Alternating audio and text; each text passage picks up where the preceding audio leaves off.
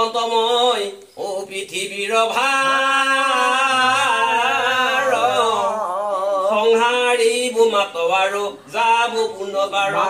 একে যে পাপিষ্ট কলি দুৰ্ঘোৰ সংসাৰ কেনে মতে মোৰ ভক্তে পাৰ হোৰ আৰ এই কলি যুগখন আহি পেলা এই যুগত তাৰমানে একমাত্ৰ চুকা নময় নকলি যুগত এই ভক্তি যোনে কৰিব পাৰিব সেইকেইটাকে ভুল গৈছে বেলেগ কলি যুগ নাই ইয়াতে আমাৰ হাইখাতে ঈশ্বৰ পূৰ্ণ জানি বাহা পূৰ্ণ অংশে পূৰ্ণ ব্ৰহ্ম কৃষ্ণ ব্যক্ত ভৈলা যদু বংশে ক'ত জন্ম কৰা যায় একেবাৰে যদু বংশ কৃষ্ণ জন্ম পাছে কৃষ্ণ অংশৰূপ বাক্য কৰি বাস অজুনত কহিলন্ত অ ৰণভূমি মা কবা সময় নাপালে অৰ্জুন গীতাখাৰৰ কথা এই যুদ্ধ সময় এটা ক'ব লৈছিল ৰাম অৰ্জুন নিমিত্ত ভৈলা লোকৈ উপকাৰ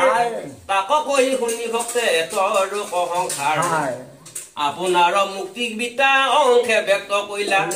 সংকেতে কহিলা জাতো ও গীতা নাম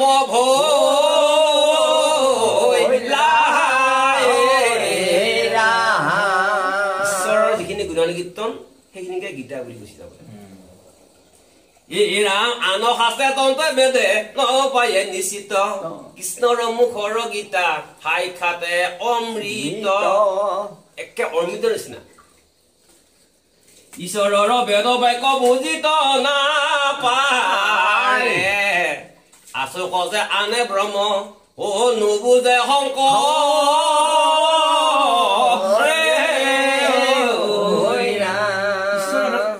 আমি নাজানো আনকি ব্ৰহ্মা আৰু শংকৰো নাজানে হৈছে ঈশ্বৰ বিনা বেদ নজানয় আন যাক বুলি বেদ শাস্ত্ৰ যাক বুলি গীতা শাস্ত্ৰ বেদৰ প্ৰমাণ গীতাখন বেদ বুলি কৈছে যেনেকুৱা ভাগৱতখন আমি কওঁ আমি বেদ বুলি কওঁ বুলি কওঁ হিৰাং গুৰ গ্ৰন্থ গুৰ অৰ্থ যেন মহোদধি শুনিলাতে চতুবৰ্গ হুৱে সিদ্ধি গীতা নিশ্চয় ৰূপে ঐবাসৰে নৰ অ নলাগায় শাস্ত্ৰ তাৰ পঢ়িবে বিস্ত